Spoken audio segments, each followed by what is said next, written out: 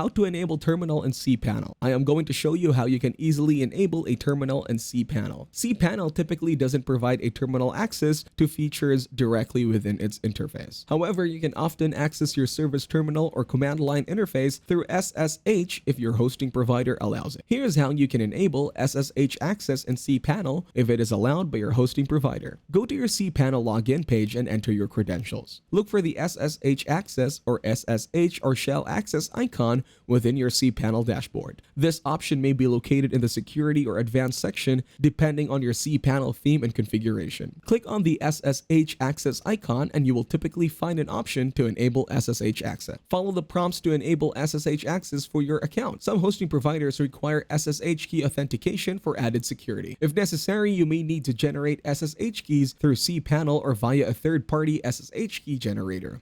Once SSH access is enabled and configured, you can use an SSH client like PuTTY or Terminal to connect to your server's command line interface. Keep in mind that enabling SSH access may require additional permissions or configurations from your hosting provider. If you are unsure about enabling SSH access or need assistance, it is best to contact your hosting provider support team for guidance. Thanks for watching, leave a like and subscribe.